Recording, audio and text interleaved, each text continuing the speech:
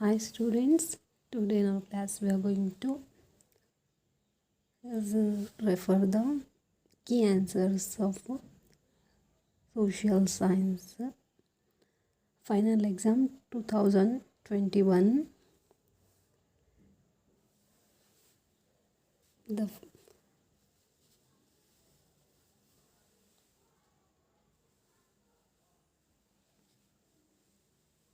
The first question is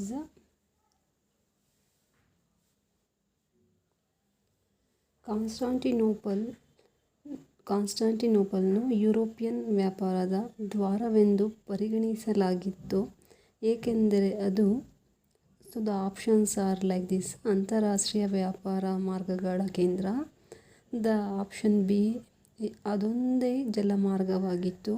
option C, Roman ಸಾಮ್ರಾಜ್ಯದ ರಾಜಧಾನಿ. Option D is European ಸಂಪನ್ಮೂಲಗಳ ಏಕೈಕ ಮೂಲ. ದ ಆನ್ಸರ್ ಈಸ್ ಅಂತಾರಾಷ್ಟ್ರೀಯ ವ್ಯಾಪಾರಗಳ ಮಾರ್ಗ ಕೇಂದ್ರ. In English, the question is like this: Constantinople was considered as the gate of European trade because it was the answer is the center for international trade routes.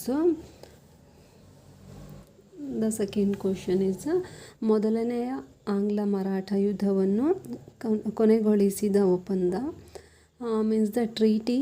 The first Anglo-Maratha war ended with the treaty of. We have to select the name of the treaty. The answer is Salabai treaty, Salabai ಒಪ್ಪಂದ. The next question is ಆಂಗ್ಲ ಕಾಲದಲ್ಲಿ ಆರಂಭಗೊಂಡ ನಾಗರಿಕ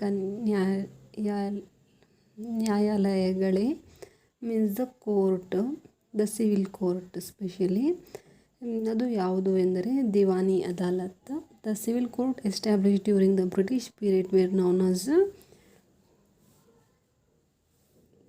See, the answer is Diwani Adalat. The next question is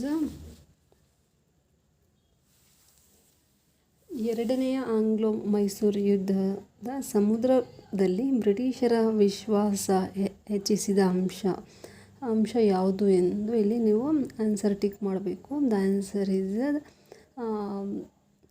ಪೋರ್ಟೊನೋವಾದಲ್ಲಿ Hyder ಅಲಿಯ ಸೋಲು.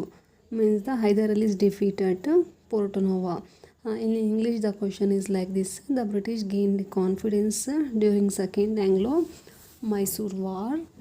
The answer is Hyder Ali's defeat at Porto-Novo. The next question is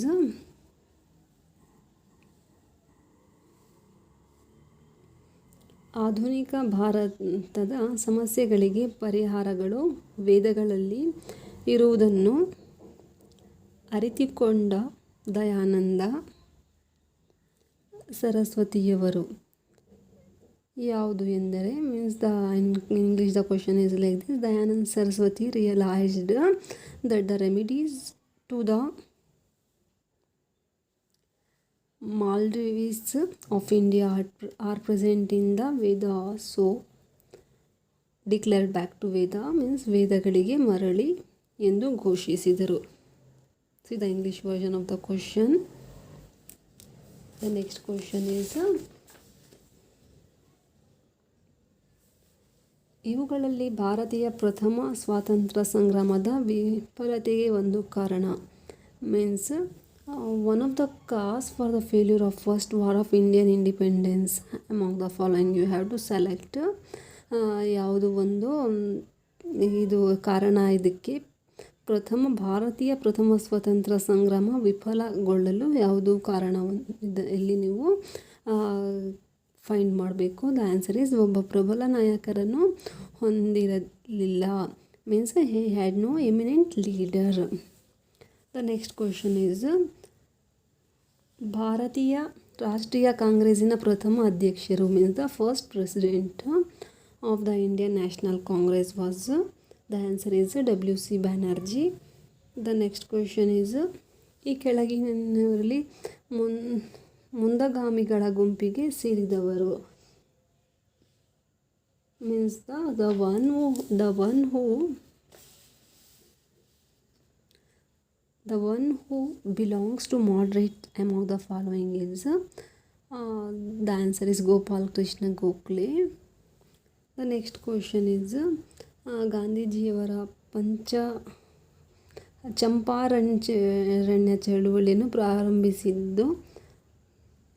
The answer is ನೀಲಿ ಬೆಳೆಗಾರರನ್ನು ಬೆಂಬಲಿಸಲು. Means the Gandhiji launched Champaran movement to support indigo growers.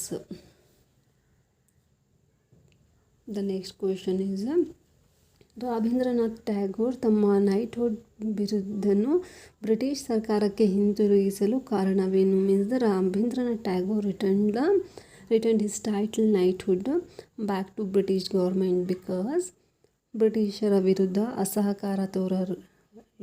Means express his non-cooperation against British. The next question is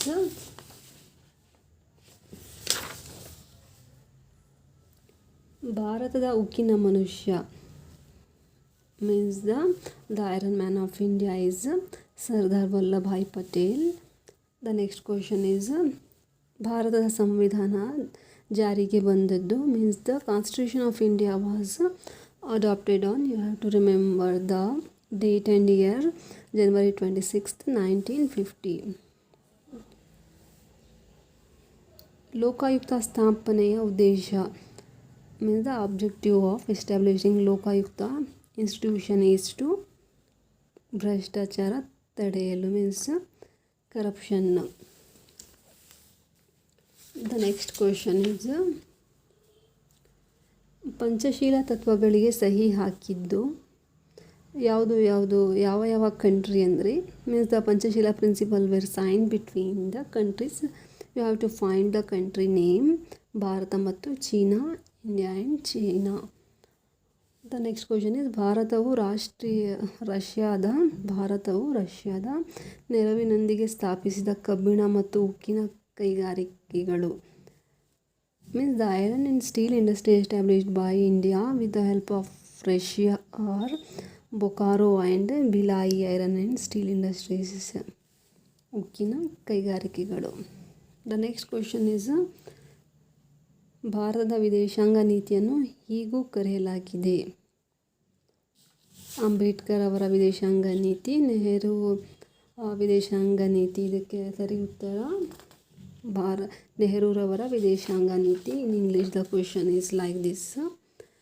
the foreign policy of India is also called as foreign policy of Nehru.